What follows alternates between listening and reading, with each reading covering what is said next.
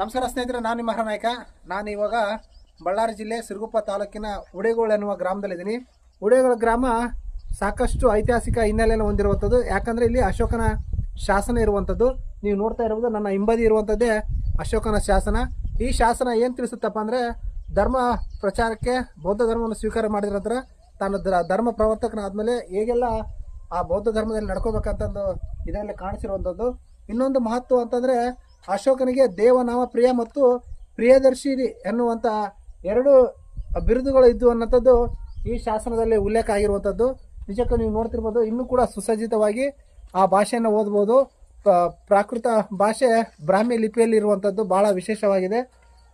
ನೀವು ನೋಡಿ, ಇವತ್ತಿಗೂ ಕೂಡ ಈ ಶಾಸನವನ್ನು ಓದುವಷ್ಟು ಮಟ್ಟಿಗೆ ಉಳ್ಕೊಂಡಿದೆ. ಇದೆಲ್ಲ ನಮ್ಮೆಲ್ಲರ ಪುಣ್ಯ ಅಂತ ಹೇಳ್ಬೋದು.